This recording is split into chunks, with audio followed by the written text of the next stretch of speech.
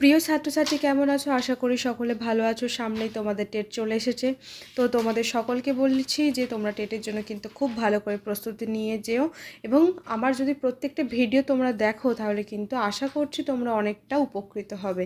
তো চলো দেরি না করে আজকে শিশু মনস্তত্ত্বের উপর কতকগুলি গুরুত্বপূর্ণ প্রশ্ন নিয়ে আলোচনা করি। তো দেখো আজকের প্রথম প্রশ্ন কি বলছে, বর্তমানে শিক্ষা হলো একটি, অপশানগুলো কি বলেছে? অপশান 1 বলছে একমুখী প্রক্রিয়া, অপশান 2 দ্বিমুখী প্রক্রিয়া, অপশান 3 ত্রিমুখী প্রক্রিয়া এবং অপশান 4 বলছে বহুমুখী প্রক্রিয়া। তো বর্তমানে শিক্ষা হলো কিন্তু একটা বহুমুখী প্রক্রিয়া। অপশান নাম্বার 4 হলো এই প্রশ্নের সঠিক উত্তর। চলে যাচ্ছি পরবর্তী 2 নাম্বার প্রশ্নে। বলছে রুশো ছিলেন একজন, কি বলেছে? অপশান 1 শিক্ষক কেন্দ্রিক শিক্ষার প্রবর্তক, অপশান 2 শিশু কেন্দ্রিক শিক্ষার প্রবর্তক, অপশান 3 পাঠ্যক্রম কেন্দ্রিক শিক্ষার প্রবর্তক, অপশান 4 বিদ্যালয় কেন্দ্রিক শিক্ষার প্রবর্তক। তো রুশো ছিলেন কিন্তু একজন শিশু কেন্দ্রিক শিক্ষার প্রবর্তক। অপশান নাম্বার 2 হলো এই প্রশ্নের সঠিক উত্তর। আমরা সকলেই জানি কি শিশু কেন্দ্রিক শিক্ষা ব্যবস্থার জনক হলেন কিন্তু রুশো, তাই শিশু কেন্দ্রিক শিক্ষা ব্যবস্থা যদি প্রবর্তকও পড়ে তাহলে কিন্তু রুশো হবে। তাই অপশান নাম্বার 2 হলো এই প্রশ্নের সঠিক উত্তর। চলে যাচ্ছি পরবর্তী 3 নাম্বার প্রশ্নে। বলছে এখানে যে আধুনিক শিক্ষা ব্যবস্থা হলো কি? অপশান 1 বলছে শিক্ষক কেন্দ্রিক, অপশান 2 শিশু কেন্দ্রিক, অপশান 3 পাঠ্যক্রম কেন্দ্রিক এবং অপশান 4 বিদ্যালয় কেন্দ্রিক। তো আধুনিক শিক্ষা ব্যবস্থা হলো কিন্তু শিশু কেন্দ্রিক। অপশান নাম্বার 2 হলো এই প্রশ্নের সঠিক উত্তর। চলে যাচ্ছি পরবর্তী 4 নাম্বার প্রশ্নে। বলছে শিক্ষাকে দ্বিমুখী প্রক্রিয়ারূপে বর্ণনা করেছেন কোন শিক্ষাবিদ? অপশান 1 বলছে John Dewey, option 2 Adams, option 3 Socrates, option 4 Raymond. তো শিক্ষাকে দ্বিমুখী প্রক্রিয়া হিসেবে কিন্তু উল্লেখ করেছেন অপশান নাম্বার 2 অ্যাডামস, আর শিক্ষাকে ত্রিমুখী প্রক্রিয়া বলে কিন্তু উল্লেখ করেছেন জন ডিউই। দ্বিমুখী প্রক্রিয়া বলে উল্লেখ করেছেন অ্যাডামস এবং ত্রিমুখী প্রক্রিয়া বলে উল্লেখ করেছেন কিন্তু জন ডিউই। তাই এই প্রশ্নে যেহেতু দ্বিমুখী বলেছে তাই এই প্রশ্নের সঠিক উত্তর হয়ে যাবে অপশান নাম্বার 2 অ্যাডামস। চলে যাচ্ছে পরবর্তী 5 নাম্বার প্রশ্নে। বলছে শিশুর স্বতঃস্ফূর্ত আত্মবিকাশের সঙ্গে শিক্ষা, শিশু স্বতঃস্ফূর্ত আত্মবিকাশের সঙ্গে শিক্ষা, এই অভিমতটি কে ব্যক্ত করেছে? বিকাশ হবে শিক্ষা, এটা কে বলেছেন? Option 1 Rousseau, option 2 Raymont, option 3 Pestalozzi, option 4 Socrates. তো এই প্রশ্নের সঠিক উত্তর হবে অপশান নাম্বার 1 রুশো। চলে যাচ্ছি পরবর্তী প্রশ্নে। বলছে শিক্ষার মাধ্যমে শিশুর সামাজিকীকরণকে গুরুত্ব দিয়েছেন কোন শিক্ষাবিদ? শিক্ষার মধ্য দিয়ে শিশুর সামাজিকীকরণকে গুরুত্ব দিয়েছেন কোন শিক্ষাবিদ? অপশান 1 বলছে Rousseau, option 2 Dewey, option 3 Raymont, option 4 Socrates. তো এই প্রশ্নের সঠিক উত্তর হবে কিন্তু অপশান নাম্বার 2 শিশুর শিক্ষার মধ্য দিয়ে সামাজিকীকরণকে কিন্তু গুরুত্ব দিয়েছেন option number 2 John Dewey. Option number 2 হলো এই প্রশ্নের সঠিক উত্তর। চলে যাচ্ছি পরবর্তী 7 নাম্বার প্রশ্নে।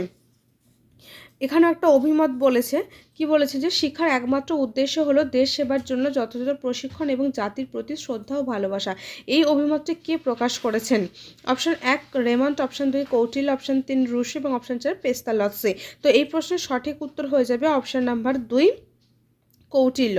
অপশান নাম্বার 2 হলো এই প্রশ্নের সঠিক উত্তর। চলে যাচ্ছি পরবর্তী 8 নাম্বার প্রশ্নে।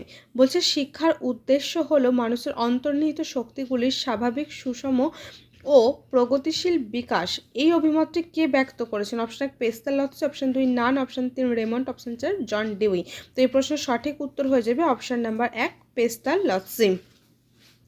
চলে যাচ্ছি পরবর্তী প্রশ্নে। তো এটাও একটা অভিমত, এখানে অভিমত নিয়ে প্রশ্নটা রেখেছি কারণ টেটে একটা না একটা অভিমত ঠিক পড়বেই, তাই অভিমত নিয়ে প্রশ্নটা রেখেছি। তো দেখো পরবর্তী 9 নাম্বার প্রশ্ন বলছে শিক্ষার সঙ্গতি বিধান এবং সঙ্গতি বিধানই হলো শিক্ষা। এই অভিমতটি কোন শিক্ষাবিদ বলেছেন? অপশান 1 জন অ্যাডাম, অপশান 2 হরনির, option 3 Rousseau, option 4 John Dewey. তো এই প্রশ্নের সঠিক উত্তর হয়ে যাবে অপশান নাম্বার 2 হরনি। চলে যাচ্ছি পরবর্তী 10 নম্বর প্রশ্নে। বলছে শিক্ষার উদ্দেশ্য হলো সুদক্ষ ব্যক্তি সৃষ্টি করা। এই অভিমতটি ব্যক্ত করেছেন কি? Option 1 William Bagley, option 2 William James, option 3 William Harvey, option 4 William Bentinck. তো এই প্রশ্নের সঠিক উত্তর হয়ে যাবে অপশান নাম্বার 1 উইলিয়াম বাগলে। চলে যাচ্ছি পরবর্তী প্রশ্নে। বলছে শিক্ষার উদ্দেশ্য হবে এক স্বাস্থ্যোজ্জ্বল সবল জনশক্তি গঠন করা। এই অভিমতটি কে ব্যক্ত করেছেন? Option 1 Gandhiji, option 2 Radhakrishnan, option 3 Rabindranath Thakur, option 4 Vivekananda. তো এই প্রশ্নের সঠিক উত্তর হয়ে যাবে অপশান নাম্বার 2 রাধাকৃষ্ণন। চলে যাচ্ছি পরবর্তী প্রশ্নে। বলছে শিক্ষা হলো সামাজিক উন্নতি এবং সংস্কারের উপায়। এই কথাটি কে বলেছেন? Option 1 John Dewey, option 2 Adams, option 3 Rousseau, option 4 Pestalozzi. তো এই প্রশ্নের সঠিক উত্তর হয়ে যাবে অপশান নাম্বার 1 জন ডিউই। চলে যাচ্ছি পরবর্তী প্রশ্নে।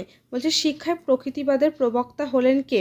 Option 1 sir Percy Nunn, option 2 Rousseau, option 3 Raymont, option 4 Horne. তো শিক্ষায় প্রকৃতিবাদের প্রবক্তা হলেন কিন্তু অপশান নাম্বার 2 রুশো।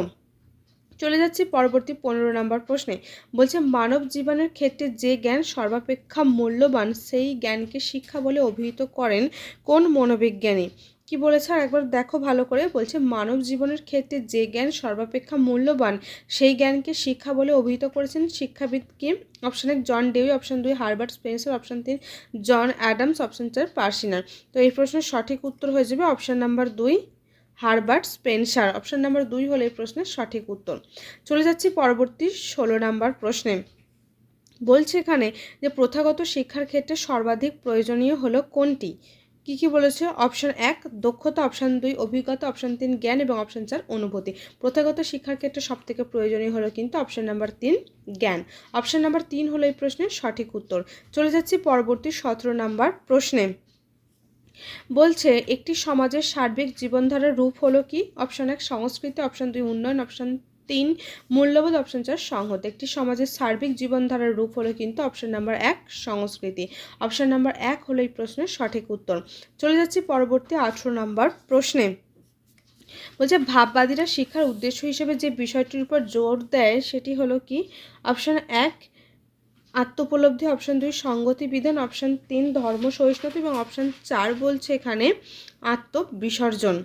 বলছে ভাববাদীরা শিক্ষার উদ্দেশ্য হিসাবে যে বিষয়টির উপর জোর দেন সেটি হলো কিন্তু অপশান নাম্বার 1 আত্ম উপলব্ধি। অপশান নাম্বার 1 হলো এই প্রশ্নের সঠিক উত্তর। চলে যাচ্ছি পরবর্তী 19 নম্বর প্রশ্নে। বলছে বর্তমান ভারতের শিক্ষা ব্যবস্থা হলো কি? অপশান 1 বলছে একমুখী প্রক্রিয়া, অপশান 2 দ্বিমুখী প্রক্রিয়া, অপশান 3 ত্রিমুখী প্রক্রিয়া, অপশান 4 হচ্ছে বহুমুখী প্রক্রিয়া। তো বর্তমানে ভারতের শিক্ষা ব্যবস্থা হলো কিন্তু বহুমুখী প্রক্রিয়া। অপশান নাম্বার 4 হলো এই প্রশ্নের সঠিক উত্তর। চলে যাচ্ছি পরবর্তী প্রশ্নে। বলছে শিক্ষা হবে জীবনব্যাপী এ কথা বলেছেন ইউনেস্কোর ডিরেক্টর জেনারেল কে? Option 1 Edgar Faure, option 2 Jacques Delors, option 3 René Maheu এবং অপশান 4 জন ডিউই। তো এই প্রশ্নের সঠিক উত্তর হয়ে যাবে কিন্তু অপশান নাম্বার 3 রিনি মাহেউ। শিক্ষা হবে জীবনব্যাপী এই কথা বলেছে কিন্তু রিনি মাহে। অপশান নাম্বার 3 হলো এই প্রশ্নের সঠিক উত্তর। চলে যাচ্ছি পরবর্তী প্রশ্নে। বলছে শিক্ষার উদ্দেশ্য হবে সঠিক লক্ষ্য অর্জনের মাধ্যমে মানব সম্পদের বিকাশ গঠনের কথা। এ কথা কোথায় বলা হয়েছে? অপশান 1 1948 থেকে 1949 খ্রিস্টাব্দে রাধাকৃষ্ণন কমিশনে, অপশান 2 1952 থেকে 53 খ্রিস্টাব্দে মুদালিয়ার কমিশনের রিপোর্টে, অপশান 3 1964 থেকে 66 খ্রিস্টাব্দে কোঠারি কমিশনের রিপোর্টে, অপশান 4 বলছে 1986 খ্রিস্টাব্দে জাতীয় শিক্ষানীতিতে। তো শিক্ষার উদ্দেশ্য হবে সঠিক লক্ষ্য অর্জনের মাধ্যমে মানব সম্পদের বিকাশ গঠনের কথা। এটি কিন্তু উল্লেখ করা হয়েছে 1986 খ্রিস্টাব্দের জাতীয় শিক্ষানীতিতে। অপশান নাম্বার 4 হলো এই প্রশ্নের সঠিক উত্তর। চলে যাচ্ছি পরবর্তী 22 নাম্বার প্রশ্নে। বলছে জানার জন্য শিক্ষার অন্তর্নিহিত বিষয়টি হলো কি? অপশানে কিভাবে শিখতে হয় তার শেখা, অপশান 2 হয়ে ওঠার শেখা, অপশান 3 একত্রে বসবাসের শেখা, অপশান 4 সঙ্গতি বিধানের শিক্ষা। তো জানার জন্য শিক্ষার অন্তর্নিহিত অর্থ হলো কিন্তু কিভাবে শিখতে হয় তার জন্য শেখা। অপশান নাম্বার 1 হলো এই প্রশ্নের সঠিক উত্তর। চলে যাচ্ছি পরবর্তী 23 নাম্বার প্রশ্নে। বলছে জ্যাক্স ডেলর্সের সভাপতিত্বে আন্তর্জাতিক শিক্ষা কমিশন ইউনেস্কোর কাছে যে রিপোর্ট পেশ করা হয়েছিল তার শিরোনামে কি ছিল? অপশান নাম্বার 1 বলছে learning to be, option 2 learning the treasure within, option 3 learning for 21st century, option 4 learning the present day need.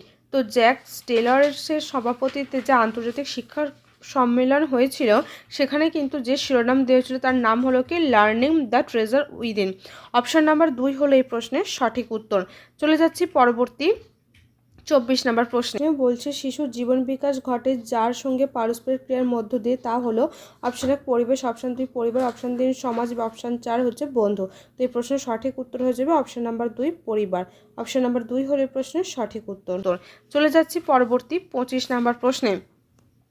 বলছে পারিবারিক শিক্ষা হলো কি? অপশান 1 বলছে নিয়ন্ত্রিত শিক্ষা, অপশান 2 অনিয়ন্ত্রিত শিক্ষা, অপশান 3 নিয়ম বহির্ভূত শিক্ষা এবং অপশান 4 বলছে কোনোটিই নয়। তো পারিবারিক শিক্ষা হলো কিন্তু অপশান নাম্বার 1 একটি অনিয়ন্ত্রিত শিক্ষা।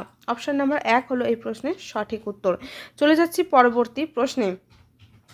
বলছে শংসাপত্র প্রদানের ব্যবস্থা থাকে না কোন শিক্ষায়? অপশান 1 নিয়ন্ত্রিত শিক্ষা, অপশান 2 অনিয়ন্ত্রিত শিক্ষা, অপশান 3 নিয়ম বহির্ভূত শিক্ষা এবং অপশান 4 দূরাগত শিক্ষায়। তো শংসাপত্রের প্রদানের ব্যবস্থা থাকে না কিন্তু অনিয়ন্ত্রিত শিক্ষা। অপশান নাম্বার 2 হলো এই প্রশ্নের সঠিক উত্তর।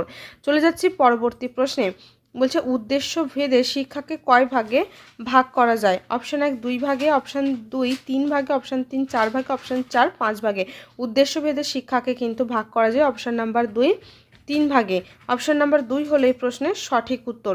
চলে যাচ্ছি পরবর্তী প্রশ্নে। বলছে নির্দিষ্ট পাঠ্যক্রম থাকে না কোন শিক্ষায়? অপশান 1 নিয়ন্ত্রিত শিক্ষা, অপশান 2 অনিয়ন্ত্রিত শিক্ষা, অপশান 3 নিয়ম বহির্ভূত শিক্ষা, অপশান 4 দূরাগত শিক্ষায়। নির্দিষ্ট পাঠ্যক্রম থাকে না কিন্তু অপশান নাম্বার 2 নিয়ন্ত্রিত শিক্ষায়। চলে যাচ্ছি পরবর্তী 29 নম্বর প্রশ্নে। বলছে শৈশব থেকে শিশুকে সুঅভ্যাস গঠনের শিক্ষা দেয় কে?